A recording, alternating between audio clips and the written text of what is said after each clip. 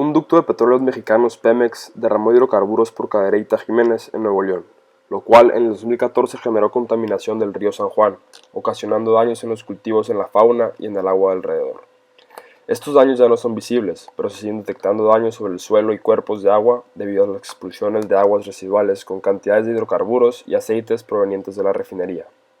El municipio de Cadereyta, evaluando los daños ocasionados, han convocado a la Agencia Nacional de Seguridad Industrial y de Protección al Medio Ambiente del sector de hidrocarburos, obligando a que haga las debidas medidas de verificación e inspección, para así tener seguro el nivel de impacto ambiental y social que está teniendo esta instalación.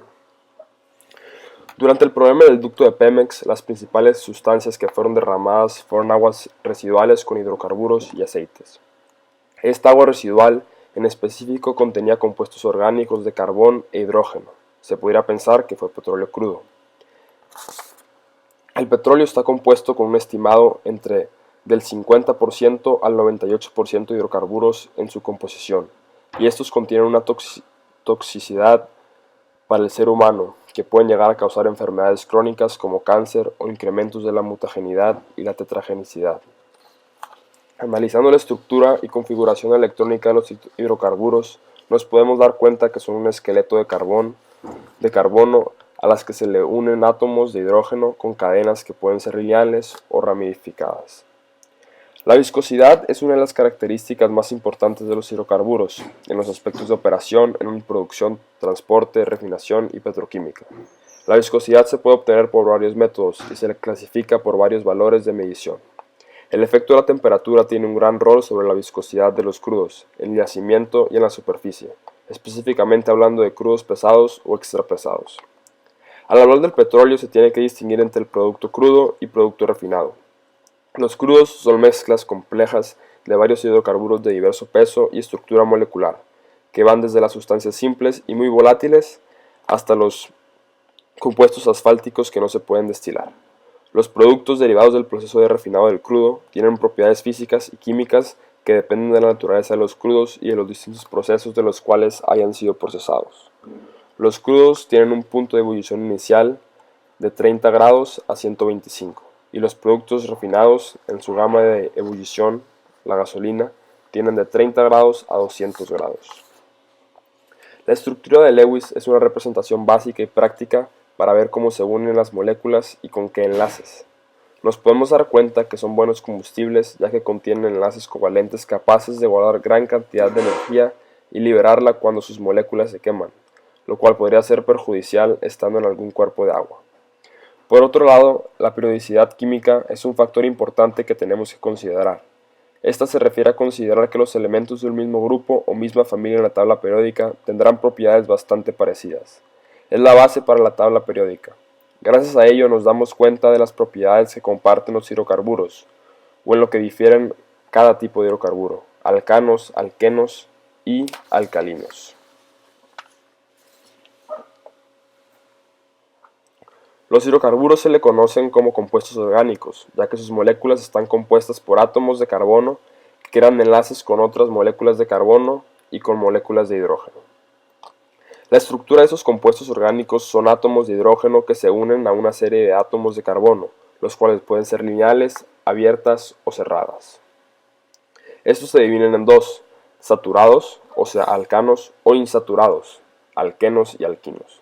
Dependen de los enlaces que los unen. Por otro lado, el agua tiene una estructura muy simple: un átomo de oxígeno y dos de hidrógeno, unidos covalentemente al oxígeno, lo que la convierte en una molécula polar. Cada una de sus moléculas forman puentes de hidrógeno con un átomo de oxígeno de otra molécula. Hablando de las interacciones intermoleculares entre el agua, el H2O, y los hidrocarburos, CH4, son enfocadas a su capacidad de su solubilidad. El petróleo no es soluble en el agua, no por su densidad, sino por su polaridad. Una molécula de agua tiene una fuerza polar y es capaz de formar puentes de hidrógeno con otras moléculas de agua, que son fuerzas que se atraen, mientras que el petróleo, octano, consiste de un conjunto de átomos de hidrógeno y carbono, que son mayormente apolares. Es por esto que el petróleo termina flotando en la superficie del agua cuando ocurre un derrame, pero cuando hacemos una mezcla homogénea del agua y del petróleo se rompen algunos puentes de hidrógeno. para después volverse a formar y la molécula del aceite vuelve a ser empujada a la superficie. Por naturaleza, el agua es altamente polar, gracias a su geometría tetraédrica irregular, y también porque sus átomos de oxígeno e hidrógeno tienen una diferencia muy grande electronegativa. Esto hace que se le facilite atraer electrones. También el agua es una molécula neutra, ya que tiene el mismo número de electrones que de protones. Los hidrocarburos tienen una geometría molecular tetraédrica, donde 4 sustituyentes están enlazados en un átomo central. Gracias a esta fórmula, la molécula del hidrocarburo es apolar. Hablando de distintos métodos de separación entre hidrocarburos y el agua, entre ellos están el método de separación por retención, que es el proceso que consiste en almacenar la mezcla o agua contaminada en un espacio grande, dejar evaporar el agua y almacenar los residuos de hidrocarburos sólidos. Aún así, el agua evaporada llevará consigo pequeñas cantidades de hidrocarburos aún significativas. Otra es la separación de aguas con 3 depósitos, igual que el método anterior, pero con 3 depósitos. Separación de líquidos sobrenadantes, petróleo y agua, por ejemplo. Separación por componentes a base de mezclas. Una solución que estamos planteando, ya que el agua en un río siempre está corriendo, no se pueden aplicar los métodos de separación por retención ni a base de mezclas, ni de 3 depósitos. Por lo tanto, el método más eficaz es la separación de líquidos sobrenadantes. El petróleo o los hidrocarburos, siendo compuestos no polares, no se pueden mezclar en el agua, y por su densidad, que es de menor magnitud que el agua, flotan sobre el agua. Aprovechando esta reacción química se puede hacer uso de la separación de líquidos sobrenadantes.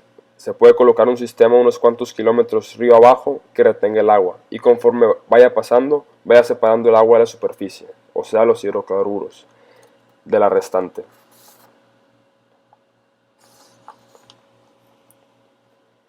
En México hay varios casos como la situación de Cadereyta y muchos problemas generados por las malas prácticas de refinación, explotación de recursos, distribución, construcción y mantenimiento de infraestructura y equipos, así como el mantenimiento y almacenamiento de crudos y sus derivados. Todas estas actividades pueden ser evitadas con la atención necesaria de sistemas, procesos y leyes adecuados para lograr el mismo resultado con métodos más seguros y que favorezcan al medio ambiente. Nuestra Constitución en el artículo 4, párrafo 5, cita lo siguiente: toda persona tiene derecho a un medio ambiente sano para su desarrollo y bienestar. El Estado garantiza el respeto a este derecho. El daño y deterioro ambiental generará responsabilidad para quien lo provoque en términos de lo dispuesto por la ley. En la otra mano, debemos tomar en cuenta que no somos el único país que ha presenciado accidentes de este tipo. Por ello que el Pacto Internacional de Derechos Económicos, Sociales y Culturales en su artículo 11 y 12 aclara que el agua es un recurso natural limitado y fundamental y necesita para vivir dignamente. El impacto ambiental y social de este problema lo consideramos muy serio, el cual tiene muchas consecuencias tanto ambientales como sociales, y debería tratarse de inmediato con las medidas necesarias. Más que nada, evitar cualquier tipo de contaminación generada por derrames petroleros, asegurándose de que toda la infraestructura de refinerías petroleras, entre muchas otras, sean las adecuadas para poder evitar diferentes tipos de daños que afecten al planeta y a la humanidad. Cuando las refinerías de petróleo expulsan aguas residuales que contienen hidrocarburos y aceites, estas terminan en ríos, mares y diferentes suelos, afectando de manera directa a ecosistemas marinos y terrestres, contaminando mucho y afectando a la flora, fauna, diferentes microorganismos y a la fertilidad de los suelos. Mueren muchos animales y se pueden llegar a descomponer cadenas alimenticias y diferentes ecosistemas. Afectan a las plantas, a su crecimiento y a todos los seres vivos que se alimentan de ellas, incluyendo a nosotros los humanos. Por eso es que nuestra salud también corre riesgo en este tipo de problemas, así como la calidad del aire en la zona afectada, así como otros sistemas de producción, ya sea en la agricultura, pesca o ganadería, entre muchos otros. La economía está afectada de diferentes maneras, así como poblaciones y la vida de las personas, ya que este tipo de derrames tiene muchos efectos secundarios tóxicos, mutagénicos y carcinogénicos, debido a los compuestos que estos contienen.